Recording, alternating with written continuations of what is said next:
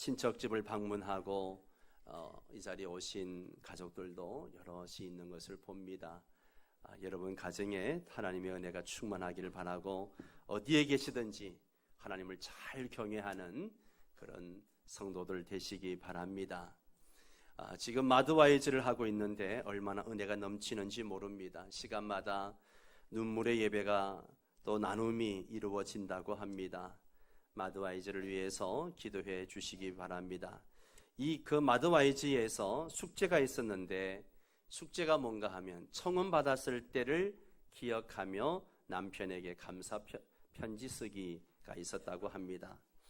그 숙제 중에 한 집사님의 편지를 잠깐 소개하겠습니다. 참고로 이분의 남편은 아직 예수를 믿지 않고 있습니다. 근본 행복한 만남에 전도하려고 무척 애를 쓰고 있다는 소문을 들었습니다. 편지는 이렇게 시작합니다. 하나님의 말씀으로 시작을 해요. 너희가 나를 택한 것이 아니요 내가 너희를 택하여 세웠나니 이는 너희로 가서 열매를 맺게 하고 볼지어다 내가 문 밖에 서서 두드리노니 누구든지 내 음성을 듣고 문을 열면 내가 그에게로 들어가 그와 더불어 먹고 그는 나와 더불어 먹으리라. 여보, 웬 뜬금없이 성경 말씀이냐고요? 요새 배우고 있는 마드와이즈 회복편이에요. 나와 당신 모두에게 필요한 말씀인 것 같아서 소개합니다. 그리고 이 편지는 사실 이과 들어가기 전에 숙제예요. 보이는 옆에 있는 남편에게도 못하면서 보이지 않는 예수님께는 어떻게 잘할 수 있겠어요? 옆에 신랑에게 더 잘해야 된대요. 그러면서 편지가 쭉 이어지는데 개인적인 내용이라 공개는 하지 않았습니다만은 짐작컨대 그 내용은 남편에 대한 감사와 그리고 같이 나와 같이 예수 믿고 교회에 다니자고 한 부탁의 내용이 아닌가 그런 생각을 해보게 됩니다. 이 편지를 쓴 분은 이분의 관심은 어디에 있어요?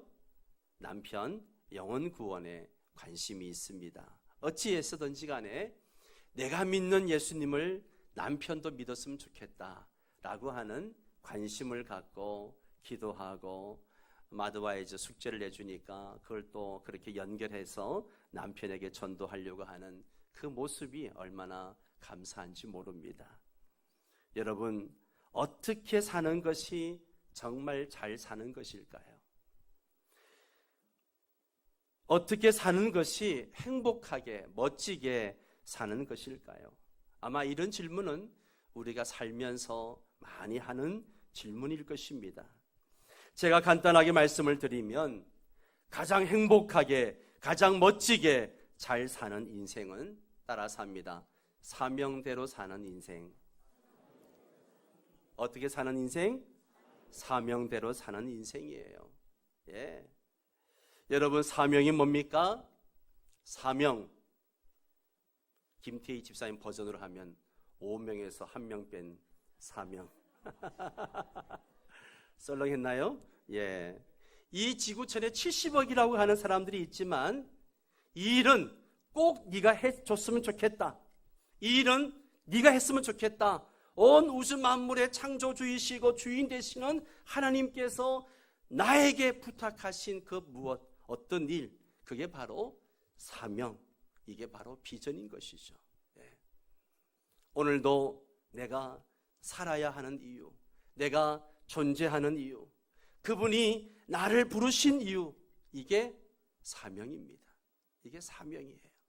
아무리 길게 살고 잘 살고 일반 사람들이 볼 때에 아주 멋지게 살아도요, 사명 놓치고 살았다면 죄송하지만 잘못 산 것이고 헛산 것이죠. 시간만 낭비하고 헛금을질만 한 겁니다. 사랑하는 여러분, 인생은 살면서 하고 싶은 일이 있고 해야 될 일이 있습니다. 인생은 하고 싶은 일이 있고 해야 될 일이 있습니다. 사명자는 하고 싶은 일에 미치는 것이 아니고 해야 될 일에 미치는 게 사명자입니다. 예. 따라서 해보겠습니다. 하고 싶은 일에 미치지 말고 해야 될 일에 미치자. 여러분은 어떻게 살고 있습니까? 지금 내가 하고 싶은 일만 하고 삽니까? 아니면 해야 될 일을 위해서 살아갑니까? 가끔 TV나 잡지나 이런 곳에 나오는 사람들이 저는 제가 하고 싶은 일을 하면서 살기 때문에 너무나도 행복하게 삽니다, 그렇게 말하는 사람들이 있는데요, 물론 그 인생에 하나님을 빼버리면 그럴 수 있습니다. 그럴 수 있어요. 그러나 우리 인생은 나를 만드신 하나님이 계십니다. 나를 이 땅에 있게 하신 하나님이 계십니다. 아멘입니까? 내 인생을 설계하시고 계획하시고 나를 기대하시는 하나님을 생각하면 내가 하고 싶은 것만 하며 살 수는 없는 겁니다.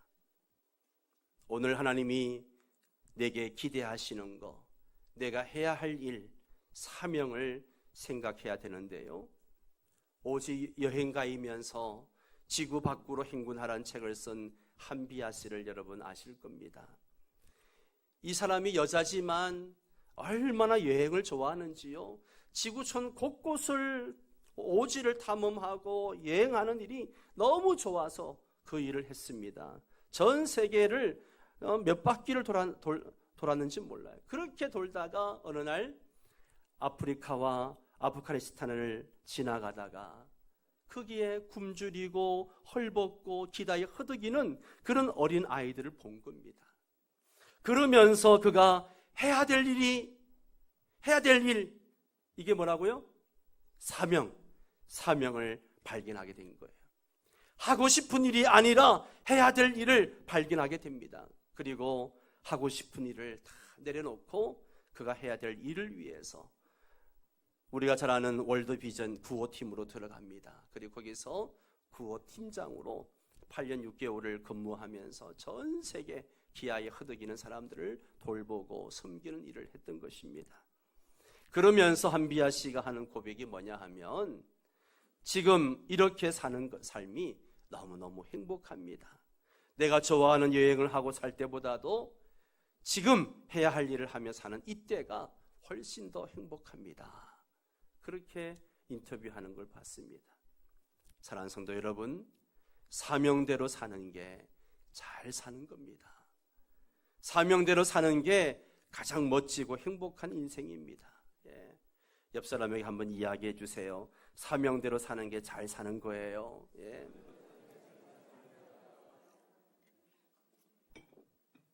오늘 본문에 보면 하나님이 주신 사명을 버리고 도망했던 요나가 나옵니다.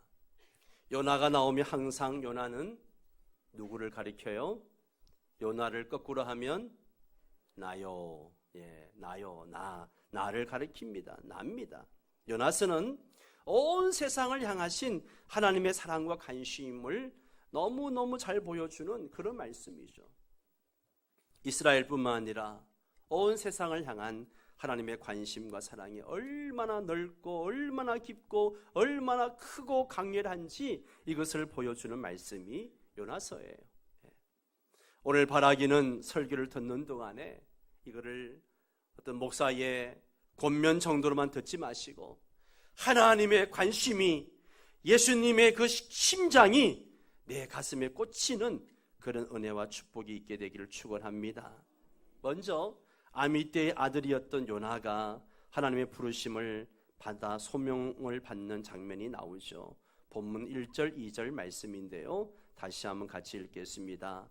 여호와의 말씀이 아미떼의 아들 요나에게 임하니라. 이르시되 너는 일어나 저 큰 성읍 니느웨로 가서 그것을 향하여 외치라. 그 악독이 내 앞에 상달되었음이니라 하시니라. 아멘.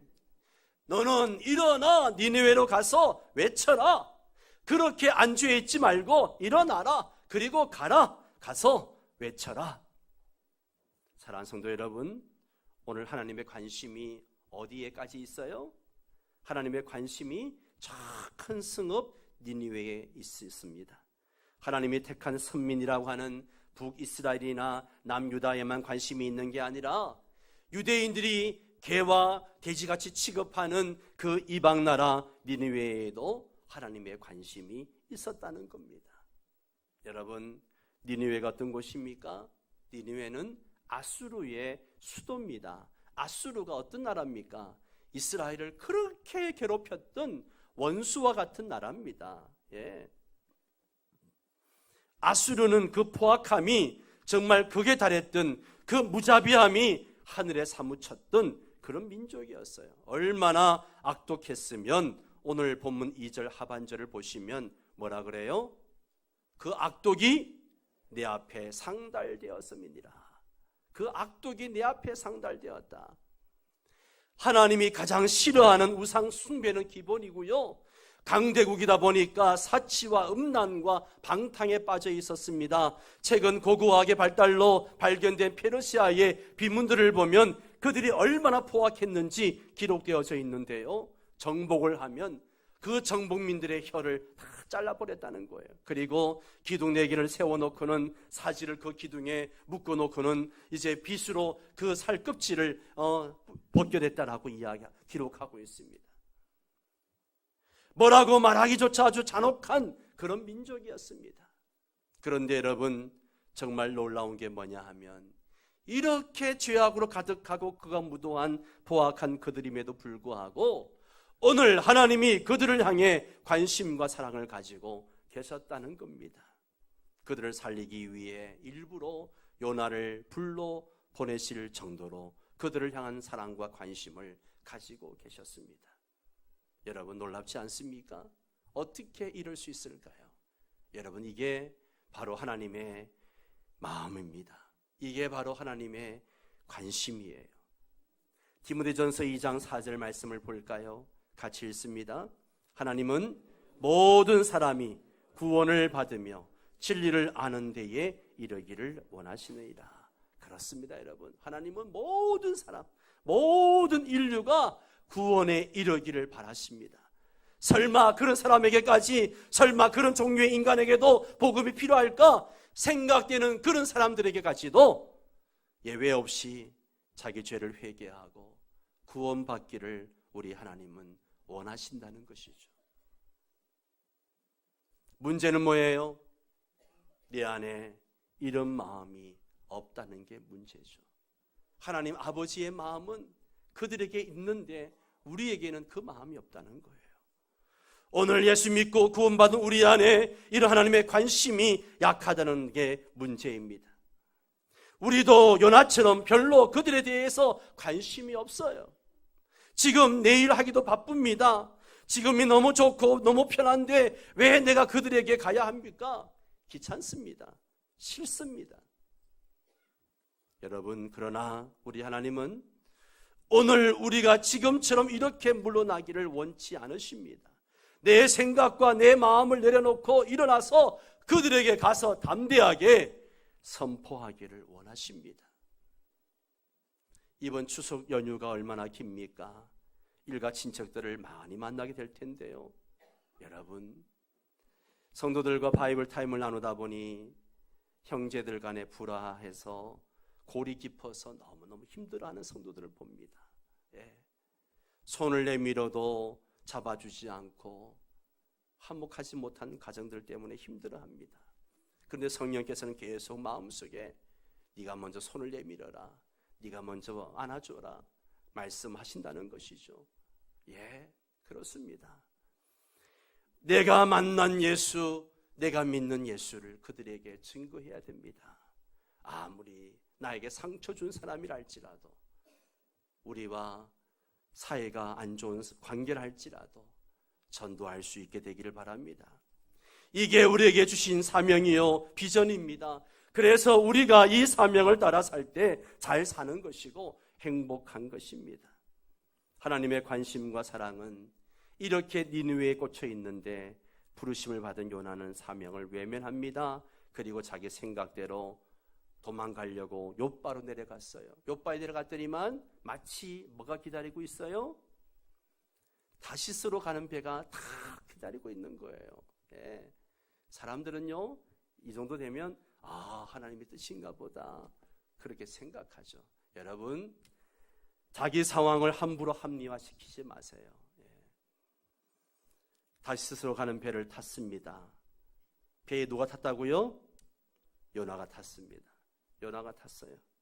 그런데 지금 요나가 순종의 길을 가고 있는 겁니까? 불순종의 길을 가고 있는 겁니까? 불순종의 길을 가고 있는 거예요. 자, 그러면 오늘 여러분의 인생을 배라고 생각하면서 말씀을 들어보세요. 그런데 이 배에 불순종하는 요나가 탔습니다. 예, 탔어요. 그러면 어떤 일이 벌어지게 되죠? 자, 본문 4절 말씀을 같이 읽겠습니다. 여호와께서 큰 바람을 바다 위에 내리시매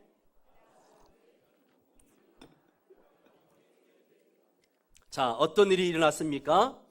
갑자기 바다 위에 큰 바람이 불더니 폭풍이 일어나가지고 배가 거의 깨어질 정도가 된 거예요. 예. 그런데 그 바람을 누가 일으켰다고요? 하나님께서 내리셨어요. 하나님께서 내리셨어요. 여러분, 이 바람이 자연적으로 일어난 바람입니까? 일부러 일어난 바람입니까? 일부러 일어난 바람이에요. 이유가 있어서 일어난 바람이에요. 하나님께서 일부러 일으키신 겁니다. 배에 뭘 실었기 때문에? 요나를 실었기 때문에. 예. 요나를 실었기 때문에. 배에 불순종을 실었기 때문에. 불순종을 실었기 때문에. 여러분 꼭 기억하십시오. 여러분 인생에 불순종을 실으면 그렇게 평탄하던 바다에, 그렇게 평화롭게 지나던 바다에 대풍이 일어날 수 있다는 겁니다. 큰 쓰나미가 몰려올 수 있습니다. 그렇기 때문에 여러분 안에 불순종을 실지 않도록 하시기 바랍니다. 내 몸에 불순종을 실지 않도록 해야 됩니다. 한번 따라서 하겠습니다. 불순종하면, 불순종을 실으면 태풍을 만난다. 예, 옆 사람이 한번 그렇게 이야기해 주세요. 불순종 실으면 태풍 만난대. 예.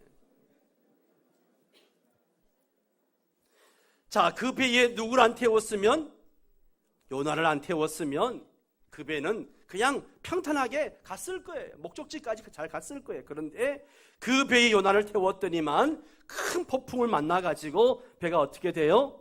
거의 깨어질 지경, 파산할 지경이 된 것입니다. 여러분, 여러분의 몸이 깨어질 지경이 되고 가정이 깨어질 정도가 되고 여러분의 인생이 깨어질 정도로 불순종을 태우지 않게 되기를 바랍니다. 배에 바람이 불고 풍랑이 치자 모든 사람이 두려워 떨었습니다. 죽음의 위기 앞에서 사람들은 자기가 믿는 신들의 이름을 막 부르면서 혼비백산 허둥대기 시작합니다. 여러분, 이처럼 사람들은 위기를 만나면요 갑자기 종교적으로 변하게 됩니다. 예, 위기 만나면 하나님을 찾게 돼요. 존 메가드 장군이 이런 유명한 이야기를 했죠. 전쟁의 참호 속에서는 무신론자가 없다, 그런 말을 했습니다. 총탄이 막 빗발치는 전쟁터에 다 하나님을 찾는다는 그런 이야기죠. 예. 이렇게 배의 간판에서는 난린데도 그것도 모르고 계속 잠만 자고 있는 요나에게 하나님은 이방인 선장을 보내어가지고 깨웁니다. 여러분, 예수 믿는 사람이 정신 차리지 못하니까 하나님은 믿지 않는 사람을 보내가지고 믿는 사람들을 깨우고 책망을 합니다. 6절 말씀 같이 읽습니다. 선장이 그에게 가서 이르되 자는 자여 어찌함이냐? 일어나서 네 하나님께 구하라. 혹시 하나님이 우리를 생각하사 망하게 하지 아니하시리라. 야, 선장의 믿음이 선지자 요나의 믿음보다 더 좋은 것 같아요. 야, 왜 잠만 자고 있느냐? 너희 하나님께 기도해라. 그러면 너희 하나님이 우리를 살려주시지 않겠느냐? 그렇게 말하고 있는 거죠. 여러분, 믿는 사람들이 정신 차리지 못하고 살아가면요 하나님은 세상 사람들을 통해서 우리 믿는 성도들을 책망하시고 말씀을 하시는 거예요. 저는 세상에 일어나고 있는 이 여러 가지 사건들, 이 한국의 정세들, 물론 여러 가지 이방인들의 예수 믿지 않는 사람들의 죄악도 있겠지만 저는 끊임없이 한국 교회가 들어야 될 책망의 메시지라고 생각합니다. 우리가 깨어 있어야 되고 회개해야 되고 기도해야 되고, 제대로 안 믿으니까, 제대로 신앙생활 안 하니까 이런 책망을 하시는 거죠. 요나가 정말 깨어서 기도할 시간에 깨어 기도하지 아니하고 배 밑에 가서 잠을 자고 있으니까 선장을 보내어 가지고 깨우십니다. 책망하십니다. 그리고 이 풍랑이 누구 때문인지 제비를 뽑습니다. 그런데 그 제비에 누가 뽑혀요? 요나가 뽑힙니다. 여러분, 운이 없어서 뽑혔습니까? 어쩌다가 뽑힌 거예요? 아니에요. 제비는 사람이 뽑지만 그것을 정하시는 분은 누굽니까? 하나님이 정하시는 거예요. 이에 요나가 솔직하게 얘기합니다. 왜 이렇게 되었는지 이야기하죠. 9절 10절 말씀을 같이 읽습니다. 그가 대답하되 나는 히브리 사람이요 바다와 육지를 지으신 하늘의 하나님 여호와를 경외하는 자로라 하고 자기가 여호와의 얼굴을 피함인 줄을 그들에게 말하였으므로 무리가 알고 심히 두려워하여 이르되 네가 어찌하여 그렇게 행하였느냐 하니라. 요나가 자신을 소개하는데요, 참 웃긴 게 뭐냐 하면 자기를 소개하면서 나는 히브리 사람이요, 그 다음에 뭐라 그래요? 나는 여호와를 경외하는 사람이다. 그렇게 이야기를 합니다. 여러분, 히브리 사람이면 다 하나님을 경외하는 사람인가요? 요즘 말로 얘기하면 교회 다닌다고 다 하나님을 경외하는 사람입니까? 하나님을 사랑하는 사람입니까? 하나님을 경외한다고 말하는 사람이 그가 경외하는 하나님이 뭘 원하시는지, 하나님의 최고의 관심이 무엇인지, 하나님의 소원이 무엇인지, 하나님이 내게 기대하는 것이 무엇인지 그 사명을 망각하고 산다면 그 사람은 하나님을 경외하는 게 아니죠. 우리가 주일날 나와서 하나님 앞에 사랑합니다 고백하며 예배를 드리지만 우리의 생활 속에서 하나님의 소원이 무엇인지, 하나님의 뜻이 무엇인지 그것을 생각하지 않고 산다면 그 사람은 하나님을 경외하는 사람이 아니에요. 사랑하는 성도 여러분, 여러분에게 묻고 싶습니다. 여러분의 관심은 어디에 두고 있습니까? 어떤 일에 여러분의 시간과 물질을 투자하고 있습니까? 그게 관심이거든요. 먹는 것 소홀히 해도 옷 입는 것에 굉장히 신경 쓰는 사람이 있습니다. 왜 그래요? 그것에 더 가치를 두기 때문에 그렇죠. 또 어떤 사람들은 반대로 옷은 별로 관심이 없는데 먹는 데는 굉장합니다. 먹고 죽은 귀신은 때깔도 좋다더라 그러면서 좋은 거 다 찾아가서 드시고 아무리 멀어도 맛있다 그러면 맛집이라고 그러면 시간 거리 계산하지 않고 찾아갑니다. 먹는 게 가치를 두기 때문에 시간과 물질을 투자하고 그러고도 그걸 아까워하지 않는 거죠. 여러분 스스로 한번 물어보십시오. 나는 하늘의 사람인가 땅의 사람인가? 모세는 바로의 공주의 아들이란 정말 괜찮은 자리에 있었지만 그걸 다 내려놓았습니다. 그리고 자기 백성들과 함께 고난받는 것을 애굽의 모든 금은보화보다도 부귀영화보다도 더 좋게 여겼다. 그렇게 말합니다. 그것이 자신의 사명인 줄 알고 그것에 소망을 두고 가치 있게 여기며 달려갔다는 것이죠. 그랬기에 히브리서 11장에서 모세가 믿음의 영웅의 반열에 올라선 것을 봅니다. 사랑하는 여러분, 하나님의 마음을 다시 한번 묵상해 보시기 바랍니다. 하나님은 이스라엘만이 아닙니다. 하나님은 악이 극으로 치닫고 있는 니느웨에도 관심이 있으십니다. 하나님의 관심이 명성교회만 있는 게 아니고요. 하나님의 관심은 온 세상에 관심이 있어요. 하나님의 관심을 한마디로 표현하면 하나님이 세상을 이처럼 사랑하사, 하나님은 교회도 사랑하시지만 이 세상을 사랑하십니다. 이 세상에 관심이 있으십니다. 여러분의 가족에게도, 믿지 않는 일가 친척에게도 관심이 있습니다. 여러분, 오늘 여러분의 관심은 무엇입니까? 하나님의 관심과 애정을 쏟는 것에 여러분의 관심과 애정을 쏟고 있습니까? 하나님의 관심과 여러분의 관심이 일치하고 있습니까? 하나님 아버지의 마음이라는 찬양이 있는데요, 그 가사를 보면 아버지 당신의 마음이 있는 곳에 나의 마음이 있기를 원해요. 아버지 당신의 눈물이 고인 곳에 나의 눈물이 고이길 원해요. 아버지 당신이 바라보는 영혼에게 나의 두 눈이 향하길 원해요. 오늘 사명을 피해 도망한 요나는 결국 풍랑을 만났습니다. 여러분, 요나만 아니라 어떤 누구라도, 어떤 교회라도 사명을 망각하면 어려움을 당하게 되어져 있습니다. 그저 시류 따라, 유행 따라, 충동에 따라가면 기억하십시오. 무조건 풍랑입니다. 무조건 풍랑이에요. 제가 볼 때 오늘 우리 한국 교회가 당하는 모든 환난, 진전이 없고 성장이 멈추고 쓸데없는 싸움, 다 이유가 여기에 있다라고 저는 생각합니다. 교회가 복음의 능력을 잃어버린 겁니다. 교회가 무엇을 해야 되는지, 사명의 혼란, 정체성의 혼란이 오늘 한국 교회의 혼란을 부른 것입니다. 여러분, 오늘 우리가 욕심낼 건 한 가지입니다. 죽은 영혼을 살리겠다. 어떻게 하면 저 영혼을 살려낼 수 있을까? 그래서 우리가 이 일에 집중하면 뜨거운 복음을 흘려보낸 개인도 행복하고 교회도 새로워지고 부흥하고, 그래서 교회가 새로워지면 이 세상도 새로워지고 변화되게 될 것이 뻔합니다. 그런데 하고 싶은 일만 하니까 문제가 되는 것이죠. 해야 될 일은 망각하고 하고 싶은 일만 하는 거예요. 해야 할 일을 하지 않으니까 하나님의 풍랑을 일으킬 수밖에 없는 것이죠.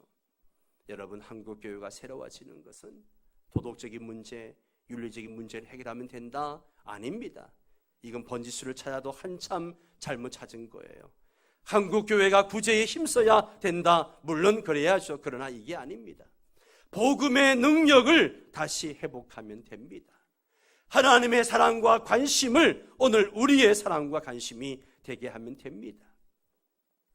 오늘 사명의 자리를 외면하고 있는 나, 관심이 엉뚱한 데 있는 나, 정체성을 잃어버린 교회, 그런 나를 들어 바다에 던져버리고 다시 출발해야 될 줄 믿습니다. 말씀을 정리하겠습니다. 하나님이 우리를 부르셨습니다. 요나를 부르시듯 나를 부르셨습니다. 나를 불러 요나를 니느웨로 보내시듯 나를 보내시기를 위해서 우리를 부르셨습니다. 오늘 여러분의 관심은 어디에 있습니까? 하나님의 관심이 오늘 여러분의 관심이 되기를 바랍니다. 어느 친구 목사님이 그런 말씀을 하시더라고요. 결혼식 주례를 끝내고 이제 혼주 인사를 하는데, 대부분 혼주 인사를 하면 인사가 이렇잖아요. 공사 다망하는데 왕님해 주셔서 감사합니다. 일일이 찾아뵙고 인사를 드리는 것이 도리인 줄 알지만 이렇게 인사드려서 양해해 주시기 바랍니다. 식사는 어디에 있으니까 맛있게 드시고 가십시오. 대부분 이렇게 여기까지 인사합니다. 그런데 이분이요, 그 다음 말을 이어가는 거죠. 저는 예수 믿는 사람입니다. 혹 이 자리에 오신 하객분들 중에 아직도 예수님을 모르시는 분은 꼭 예수님 믿고 천국 가시기 바랍니다. 예수 믿으면 너무나 행복합니다. 예수 믿으면 모든 문제가 해결되어집니다. 내일이 주일인데 가까운 교회 꼭 나가셔서 예수를 한번 믿어보시고 예배를 드려보시기 바랍니다. 목사보다 낫더라고요. 딸 결혼식인데 결혼식 준비한다고 얼마나 마음이 분주했겠습니까? 그런데도 이 아버지의 관심은 복음이죠. 영혼이죠. 오늘 이런 감동을 주는 우리 그리스도인들이 되셔서 우리 가족들, 일가 친척들에게 복음을 전할 수 있게 되기를 바랍니다.